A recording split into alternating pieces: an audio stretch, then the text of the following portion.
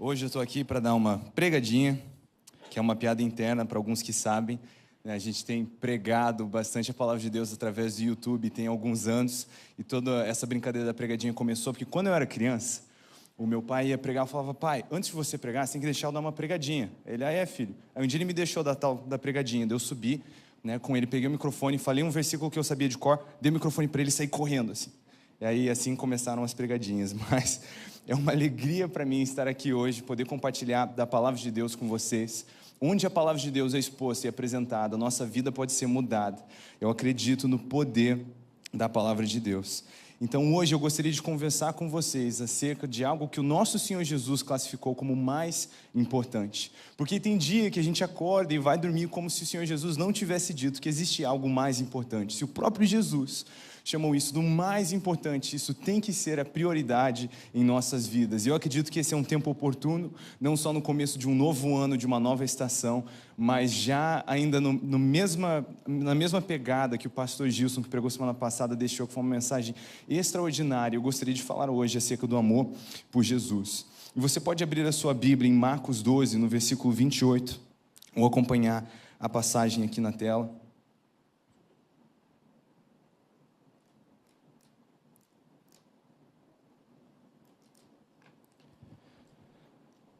Onde a palavra de Deus diz: chegando um dos escribas, tendo ouvido a discussão entre eles, vendo como Jesus lhes houvera respondido bem, perguntou-lhe: qual é o principal de todos os mandamentos? Respondeu Jesus: o principal é: ouve, ó Israel, o Senhor nosso Deus é o único Senhor. E eu quero até fazer uma pausa aqui para a gente mergulhar no contexto dessa passagem. O que aconteceu aqui é que Jesus estava ensinando as multidões. E de repente apareceu um escriba. Agora, quem eram esses escribas? Essas eram pessoas que passavam o dia lendo os pergaminhos da lei do Senhor, os livros da palavra de Deus, e eles estendiam aquele pergaminho e estendiam outro pergaminho em branco ao lado, e eles copiavam os pergaminhos da palavra de Deus letra por letra. Se um engano fosse cometido, não tinha como apagar, não tinha corretivo, não dava para dar uma riscadinha. Eles lançavam todo aquele pergaminho fora e faziam isso de novo. Existia uma grande reverência sobre copiar esses pergaminhos do jeito certo, porque eles consideravam isso a palavra inspirada por Deus, a palavra coletiva. A gente até aprendeu um pouquinho sobre isso na palavra da Priscila umas semanas atrás, que você não ouviu ainda, eu recomendo demais. Eu precisei escutar umas 3 vezes, porque as primeiras 2 eu não conseguia parar de olhar para a pregadora, muito linda, mas eventualmente eu escutei a mensagem inteira dela.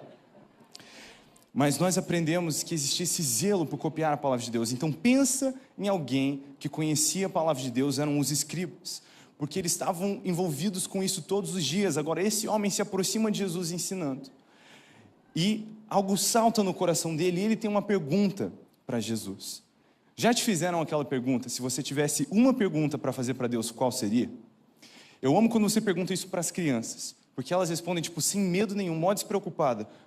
Eu perguntaria se Deus gosta de misto quente. Eu perguntaria se cachorro vai para o céu. É ótimo, você fica, nossa, é uma pergunta, mas tudo bem. Aí conforme a idade vai crescendo, as pessoas vão crescendo, vai ficando mais nervoso. O adolescente já está: será que eu pergunto qual é o meu curso da faculdade, com quem que eu vou casar? Alguns jovens já estão mais no desespero: será que eu pergunto se eu vou casar? Então começa a ficar mais pressão. Só que esse homem aqui, esse escriba, teve essa chance de fazer aquela uma pergunta queimando no coração dele para Jesus. E eu imagino a cena assim, eu imagino que ele chega, quando ele faz a pergunta, toda a multidão vira para ele, e de repente ele lança a pergunta e todo mundo vira para Jesus, e agora a plateia está assim, numa tensão. Cara, o que Jesus vai falar? O que ele vai trazer? Será que dos patriarcas ou da lei de Moisés? Desses 613 mandamentos que nós temos que guardar, qual deles poderia ser o mais importante? E imediatamente, sem titubear, Jesus faz um gancho com Deuteronômio no capítulo 6, versículo 4, que nós vamos ler em diante. Normalmente, quando a gente fala dessa passagem, a gente corta direto para amarás o Senhor seu Deus. Mas a resposta de Jesus foi: ouve, ó Israel, o Senhor nosso Deus é o único Senhor. Versículo 30. Amarás, pois, o Senhor teu Deus de todo o teu coração, e de toda a tua alma, e de todo o teu entendimento, e de toda a tua força. Ele continua dizendo: o segundo é: amarás o teu próximo como a ti mesmo. E não há outro mandamento maior do que esses. Disse-lhe o escriba: muito bem, mestre, com verdade disseste que ele é o único e que não há outro senão ele. e que amar a Deus de todo o coração, de todo o entendimento, de toda a força, e amar o próximo como a si mesmo, excede a todos os holocaustos e sacrifícios. Versículo 34. Vendo Jesus que ele havia respondido sabiamente, declarou-lhe: não estás longe do reino de Deus. E já ninguém mais ousava interrogá-lo. Quer dizer, esse escriba era um desrespeito. E perdão, gente, eu acabei de me tocar que eu estava lendo uma versão diferente da que está na tela.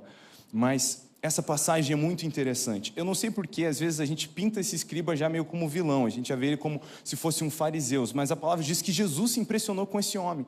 Porque quando Jesus responde isso, o mandamento mais importante, esse homem se impressiona com a resposta de Jesus e ele diz: é isso aí. É como se lá no fundo, assim, na multidão, alguém, ele tivesse dito: uou, sabe aquele amém, é isso aí. Reverberou no coração dele.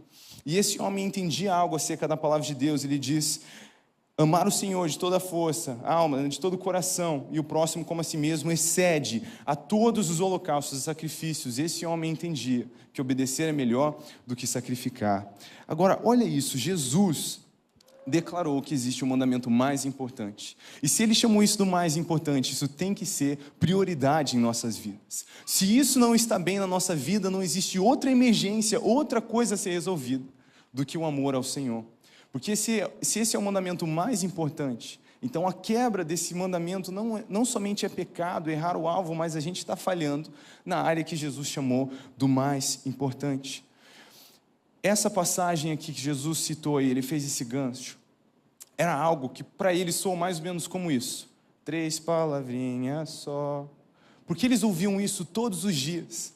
Na tradição judaica, isso era chamado de Shema. Eu gostaria de ler agora com você Deuteronômio 6, no versículo 4 e 5. O que acontece? Justamente, Shema era o nome que eles deram para essa passagem, essa oração, porque é o primeiro verbo que nós temos aqui: ouça, Israel. Esse ouça é Shema em hebraico. E justamente por causa do que o Senhor passou ao seu povo aqui, que eles tinham essa tradição de falar acerca disso o tempo inteiro. Deixa eu abrir a mesma versão, ou eu posso ler aqui na tela. A palavra de Deus diz: ouça, ó Israel, o Senhor nosso Deus é o único. O Senhor é o único. Ame o Senhor seu Deus de todo o seu coração, de toda a sua alma e de toda a sua força. Então olha o gancho que Jesus fez direto com o ouça, ó Israel. É dessa passagem que ele está falando. A passagem continua agora com outro mandamento. O Senhor dá esse mandamento de amar ao Senhor com todo o coração, alma e força. Mas olha só o que os versículos seguintes dizem. No versículo 6, a palavra de Deus diz: essas palavras que hoje te ordeno estarão no seu coração. Tu as inculcarás a teus filhos, e delas falarás, assentado em sua casa e andando pelo caminho, e ao deitar-te e ao levantar-te. Também as atarás como sinal em tua mão, e te serão por frontal entre os olhos, e as escreverás nos umbrais de tua casa e nas tuas portas. Então não somente existia um mandamento de amar ao Senhor de todo o coração, alma e força, mas um mandamento de falar sobre isso o tempo inteiro, de falar isso para os seus filhos quando eles acordam e quando eles vão dormir, de colocar isso nas paredes da sua porta, nas paredes de sua casa, nas portas de sua casa. Basicamente, essa mensagem tinha que estar em todo lugar.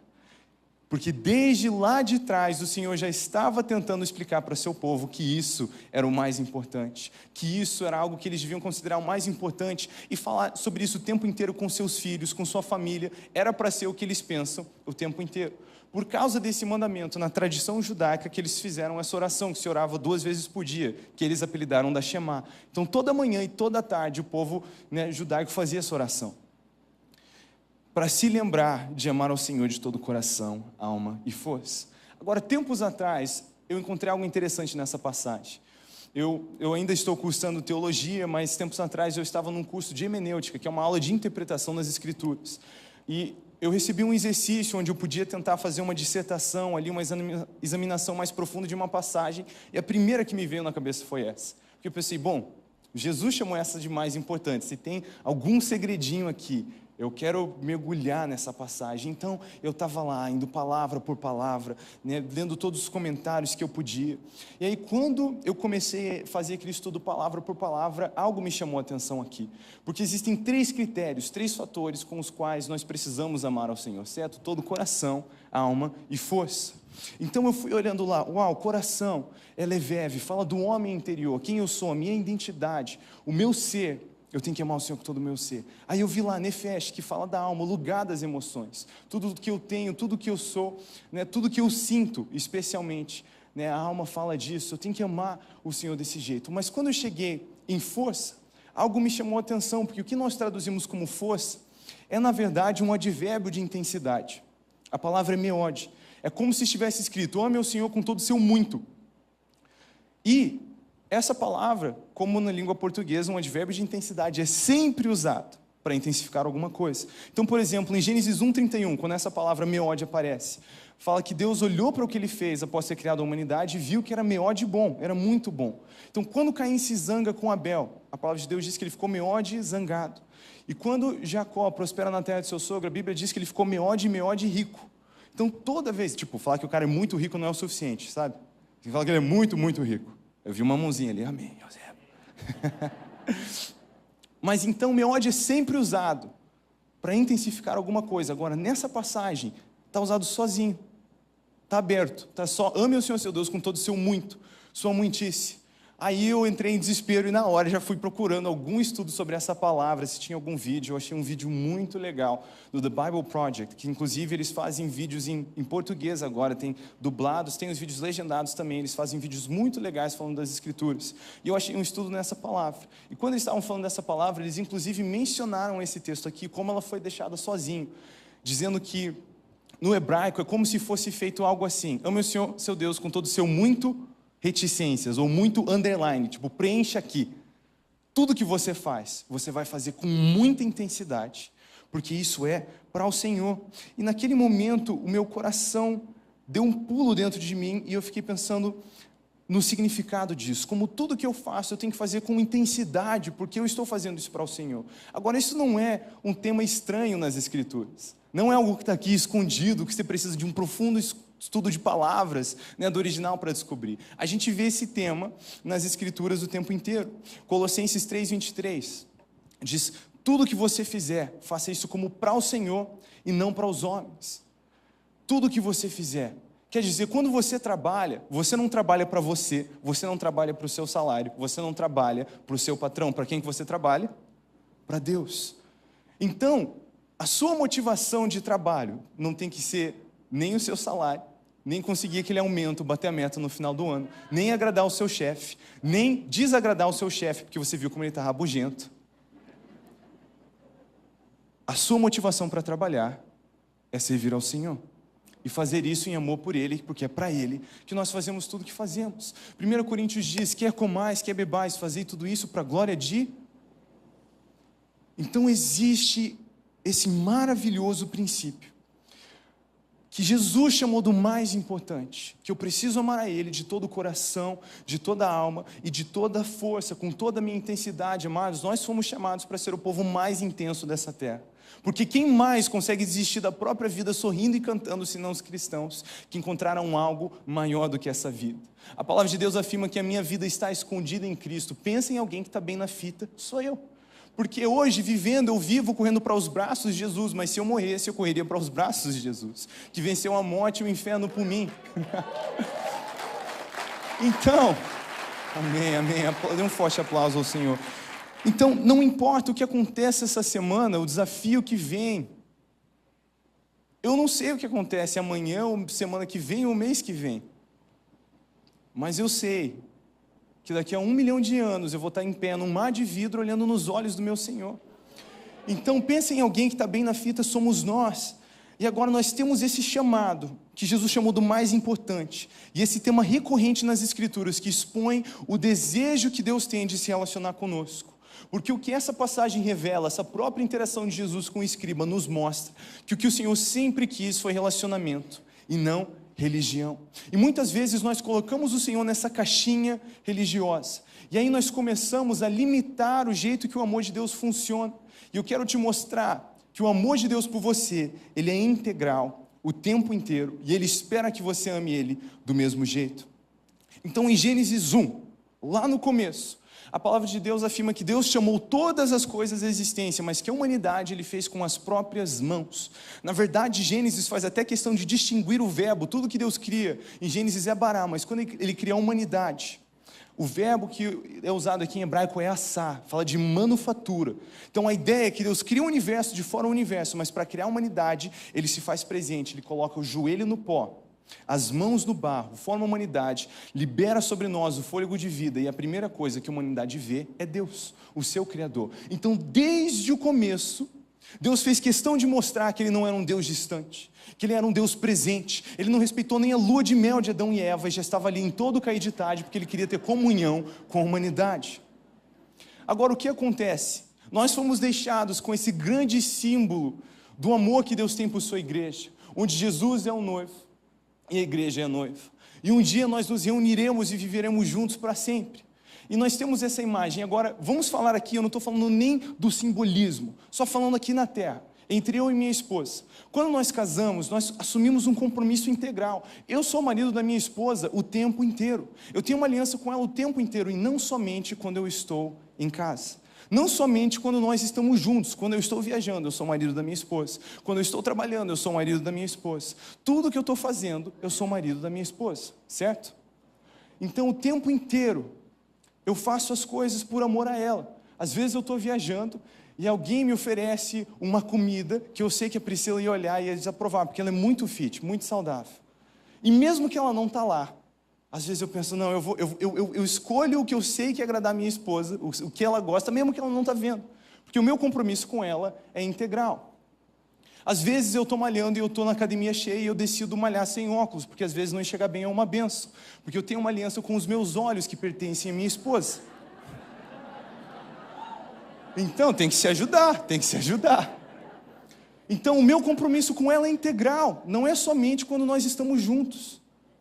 É o tempo todo, certo? Então imagina que hoje nós chegamos em casa, hoje à noite, depois do quarto culto, e aí nós sentamos e a gente vai jantar. E a gente conversa, nossa, como hoje o dia foi incrível, Deus realmente tocou, impactou tantas pessoas, que demais, que privilégio poder, né, partilhar da palavra de Deus, e a gente está conversando, e aí a nossa filha já dormiu, e a gente está tendo aquele papo mó romântico, a gente apaga as luzes, deixa as velas ligadas, e a gente está ali conectando, conversando, e a gente, né, janta ali, termina a nossa janta, ainda toma um chazinho depois da janta, e a coisa está linda, está romântica.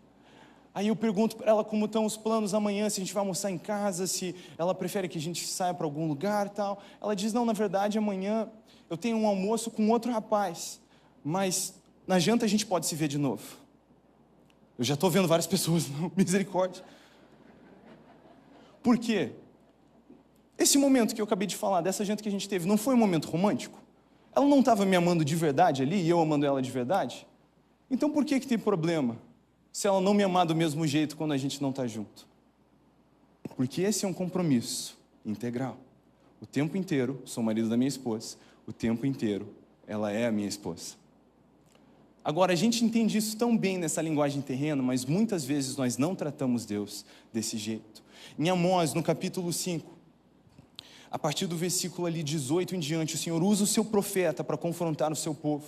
E ele traz um grande confronto, dizendo, para longe de mim com as suas canções, os seus louvores são para mim como ruído, as suas assembleias solenes me dão nojo, eu rejeito as suas ofertas de cereais. E ele vai falando, esse povo está fazendo um culto que tem tudo de bom, tudo que você imaginaria que alguém podia fazer num culto, eles estão fazendo. E a palavra não diz que eles estão fazendo isso mal. Eles estão fazendo isso e parece que é de coração, mas no final dessa passagem o Senhor diz, ao invés disso, eu quero ver justiça fluindo como um rio na sua sociedade.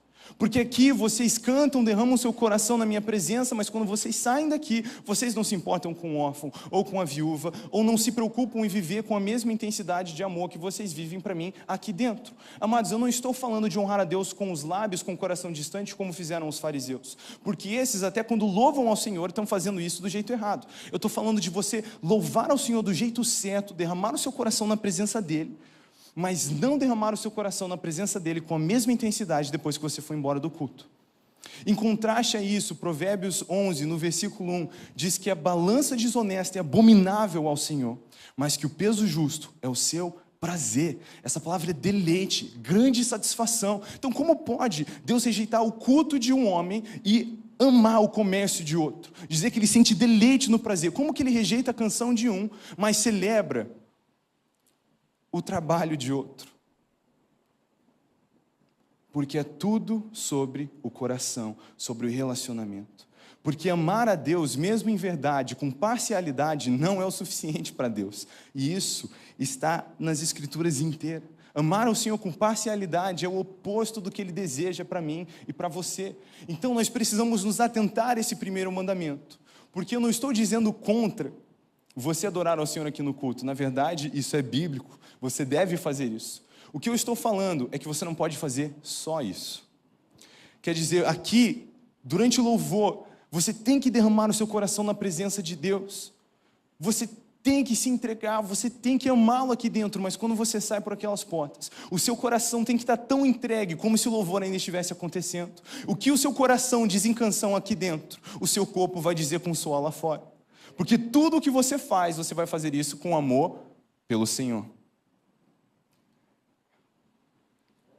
O pai pregou uma série também, uns tempos atrás, sensacional, chamada Os Ministros do Mercado, que fala muito sobre isso, como nós somos chamados para ministrar ao mundo. Né? Todos nós somos chamados para servir ao Senhor. Tem muita gente, às vezes, em crise de qual é o meu chamado, o que eu devo fazer. E a gente se perde com tantas coisas que a gente pode fazer, e às vezes não pensa nas coisas que a gente deve fazer. Uma coisa o Senhor já te fez claro.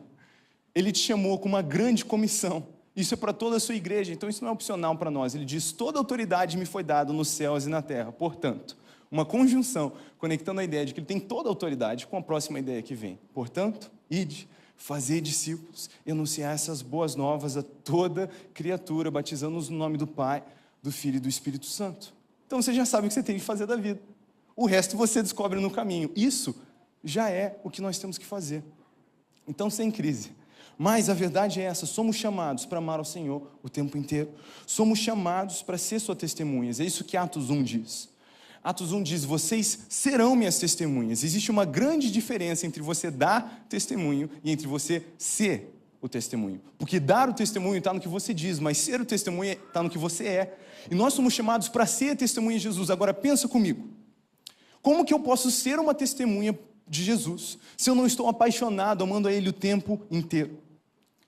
Se quando eu estou trabalhando eu não estou fazendo isso para Jesus, se quando eu estou estudando eu não estou fazendo isso para Jesus, se quando eu estou com a minha família eu não estou fazendo isso para Jesus, como é que eu vou ser uma efetiva testemunha? Quantos aqui já tiveram um professor, seja na escola ou faculdade, que amava dar aula da matéria que ele dava aula? Tipo, o cara ama a matéria que ele ensina e ele parece que ele nasceu para isso. Eu garanto que a maioria de vocês, mesmo se você não gostava da matéria, você gostava dessa aula. E você se achava fazendo anotações no seu caderno, envolvido. Por quê? Porque aquela pessoa é apaixonada pelo que ela estava ensinando, pelo que ela estava apresentando. Agora, quantos aqui vivenciaram o oposto? Tiveram um professor que detestava ensinar o que ele ensinava, com certeza se arrependeu da escolha que fez na vida? Alguém? Quantos aqui já lutaram para ficar acordados na aula desse professor? Quantos aqui já falharam em ficar acordados na aula desse professor? Por quê? Qual que é a diferença aqui? A diferença é que uma pessoa é apaixonada pelo que ela estava comunicando e a outra não. Agora, como que eu posso esperar que o Jesus que eu prego vai ser atraente para as pessoas? Se eu prego isso sem estar apaixonado por Ele o tempo inteiro, sem a minha vida mostrar que eu sou sua testemunha, porque tudo que eu faço pertence a Cristo. Nós precisamos levar a sério esse mandamento. E o que acontece? Nós o amamos porque Ele primeiro nos amou, certo? Então, quando nós temos uma concepção errônea do amor de Cristo, nós vamos amar Ele do jeito errado também. Então, quando nós temos uma revelação de um Deus que nos ama com parcialidade, nós só vamos ser capazes de amá-lo com parcialidade. O que eu quero dizer? Muitos de nós colocamos Deus numa caixinha da religião. E nós imaginamos que Deus tem interesse em nossas vidas quando nós lemos a Bíblia, quando nós oramos, quando nós frequentamos a igreja e exercemos disciplinas espirituais. E a gente pensa que nesses momentos nós conquistamos a atenção de Deus, como um filho que faz um bom trabalho. Por muito tempo, eu fiz todas essas coisas porque era o meu dever de casa do cristão. Eu imaginava que se eu fizesse isso, eu ia chamar a atenção de Deus e ganhar um joinha dele. Até que, um dia eu entendi que eu não podia fazer nada para conquistar mais atenção de Deus do que eu já tinha, mais amor de Deus do que eu já tinha. E aí, o que antes era uma tarefa, depois virou um prazer, porque agora eu estava desesperado para conhecer esse Deus que me ama tanto. Então, do mesmo jeito que o pastor Gilson falou semana passada, quando eu entendi que não era só isso que Deus esperava de mim, que não era só isso que Ele olhava para a minha vida, quando eu entendi que Deus me amava tanto andando de skate com os meus amigos, ou assistindo filme com a minha família, ou dormindo, do que Ele me amava quando eu estava orando, lendo a Bíblia, ou exercendo disciplinas espirituais, algo começou a me bagunçar. Porque aí os meus encontros com Deus não começaram mais a ser apenas um secreto. Durante o ensino médio, mesmo com a correria, eu comecei a trabalhar cedo. Cedo lá em casa, eu era o primeiro a sair, o último a voltar. Mas mesmo nessa correria, eu dava um jeito de acordar mais cedo. Normalmente minha aula era 7, então às 5 eu já estava de pé, tendo meu tempo com o Senhor. E eu fazia aquilo até mais ou menos às 7, que a aula começava às 7h15, eu morava perto. Então eu sempre tinha aquelas 2 horas ali na presença de Deus antes de ir para a escola. E mesmo que eu voltava tarde, dormia tarde. Nessas épocas aí eu também entrei de papo com uma menina aí chamada Priscila, e ela estava num fuso horário diferente. Às vezes eu ia dormir um pouco mais tarde só para puxar uma resenha, uma conversa. Mas acordava cedo do mesmo jeito. Só que eu derramava o meu coração ali na presença de Deus, era maravilhoso. Só que quando eu saía, agora que eu tinha entendido que não era só aquilo que Deus queria de mim, mas que quando eu saía daquele secreto, a expectativa dele é que o meu coração queimasse do mesmo jeito, algo começou a acontecer e começou a me bagunçar. Porque indo para a escola, eu ainda estava chorando na presença de Deus, ainda conversando com Ele. Na aula, às vezes, eu começava a soluçar, porque eu ainda estava conversando com Deus. E mesmo nos dias que eu não sentia nada, eu comecei a viver experiências ali naquele local. Porque agora eu entendi que o Senhor queria ser amado por mim o tempo inteiro e que Ele me amava o tempo inteiro. E aí eu comecei a ter experiências no ônibus, no trabalho, em todo canto que eu ia.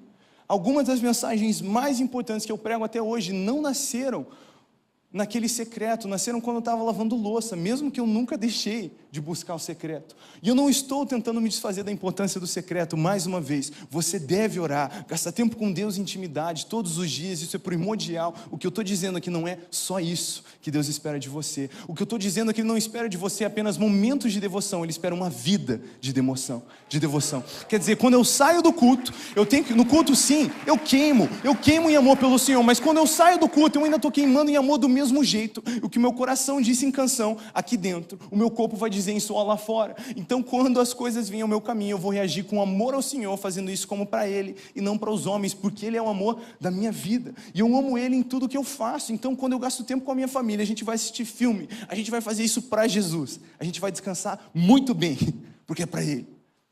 Quando eu estou trabalhando, a minha motivação tem que ser essa. Eu não sei dizer quantas vezes, porque eu ainda estudando, às vezes eu volto de ministrações, de culto tarde, e eu penso, eu tenho aquele trabalho para terminar, mas se eu entregar amanhã é só 10%, e às vezes 10% a menos de nota. Aí às vezes eu ainda vou nessa, mas às vezes o Espírito Santo fala comigo e não me deixa. Ele fala, para quem você está fazendo faculdade mesmo? Eu penso, você puxou essa carta agora. E daí eu sei que eu vou ter que ficar acordado, e vou ter que terminar, mas direto o Senhor me lembra para quem eu estou fazendo o que eu estou fazendo. Agora, o que é demais nisso? A Bíblia diz que o fardo de Jesus é leve e é suave. Mas qual fardo? Aquele que quando a gente diz sim para Jesus, a gente desiste da vida, toma a nossa cruz, nega-se a si mesmo e tem que estar disposto a morrer pelo nosso mestre? Esse fardo é leve? Sim. Por quê?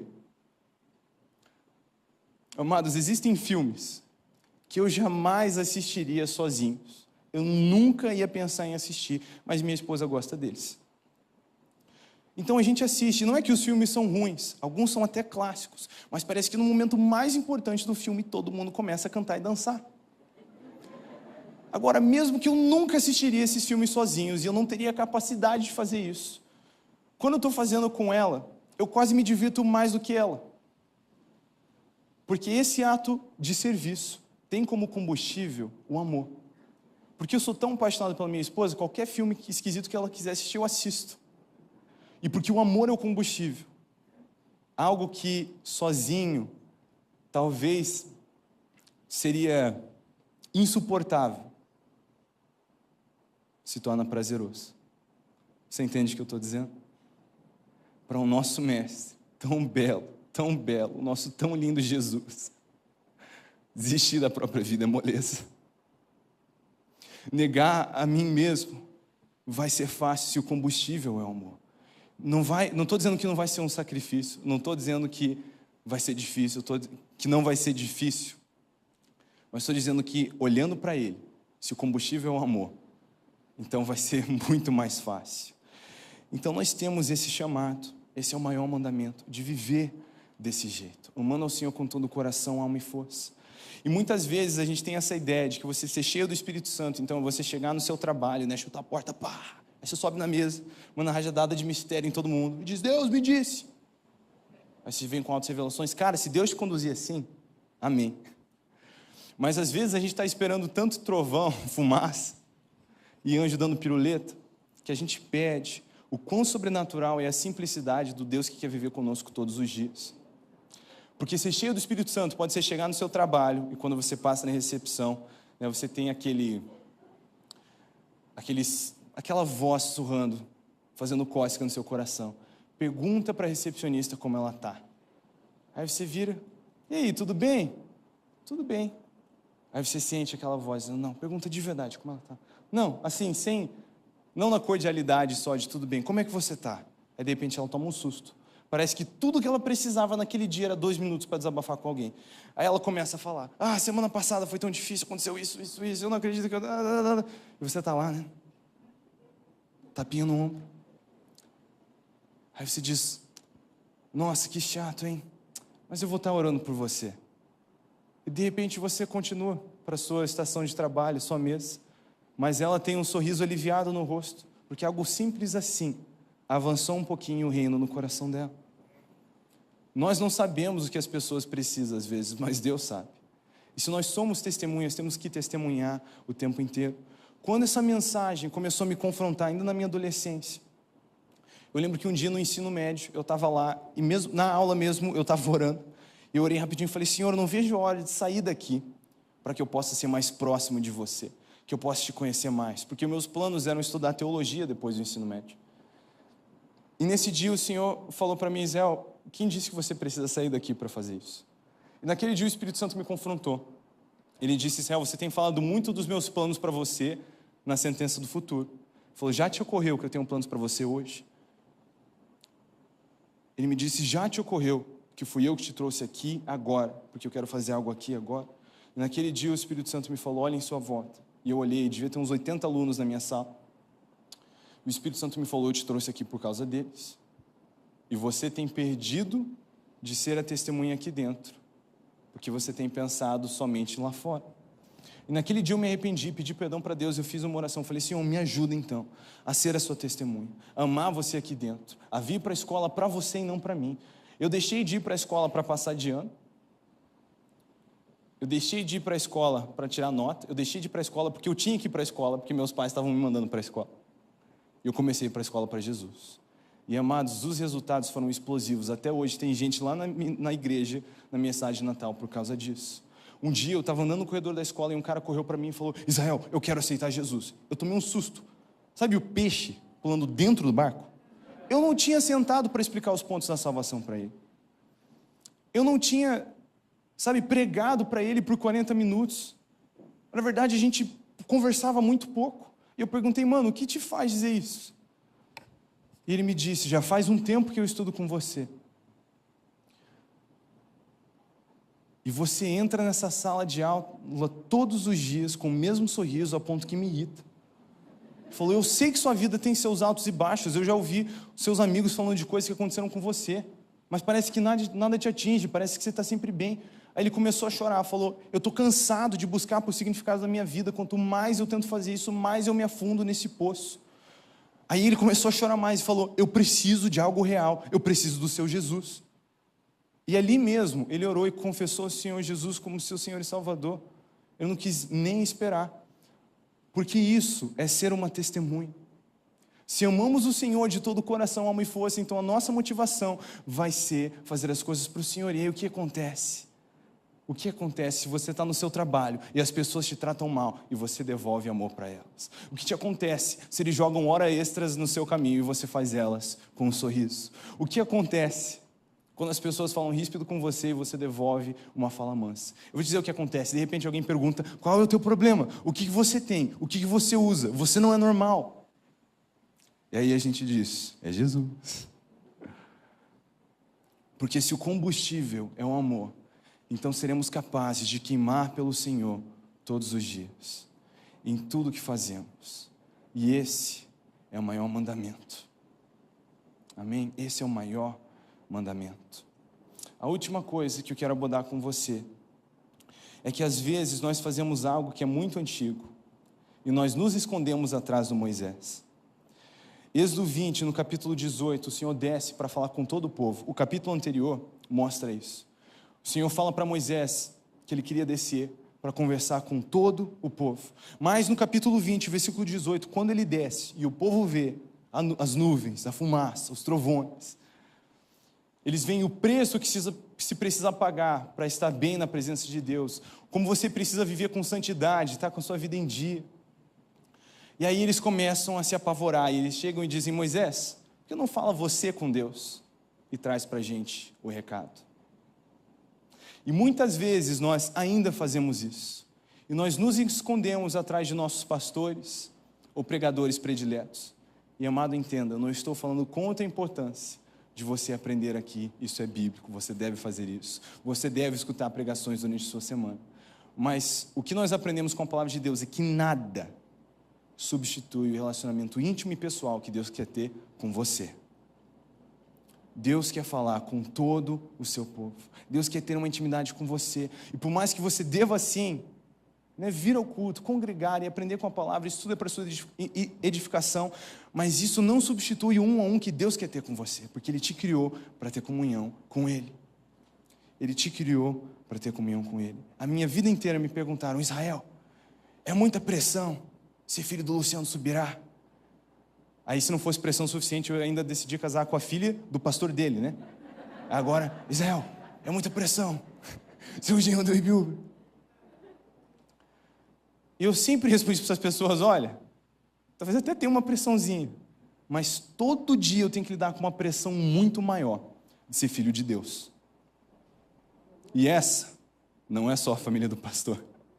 Todos nós somos filhos de Deus, todos nós somos a noiva de Cristo. E a profunda intimidade e relacionamento com o Senhor não é terceirizada para a família de líder nenhum, não é terceirizada para nenhum pastor, é para você, é para a sua casa. Deus quer ter um relacionamento íntimo e profundo com você, para conversar com você todos os dias. Então hoje eu acredito que é um dia que o Senhor quer rasgar muitas das caixinhas religiosas que nós colocamos Deus, onde nós terceirizamos esse relacionamento íntimo, profundo e apaixonado, porque muitas vezes nós esperamos que nossos líderes, nossos pastores, os pregadores da nossa geração, que eles vivam essa vida intensa de santidade, de milagre, de devoção ao Senhor. E é verdade, né? Eles devem sim, mas você também deve, porque o seu noivo te ama desse jeito, e Ele espera que você ame Ele desse jeito também. O seu pai te ama desse jeito, e Ele espera que você ame Ele desse jeito também. De novo, eu não estou falando contra a importância das disciplinas espirituais, você deve fazer isso. Mas o que Deus espera de você é muito mais do que isso, porque Ele espera o mesmo nível de amor quando você está relaxando, quando você está trabalhando, estudando, quando você está vivendo, do que quando você está orando, cultuando, cantando.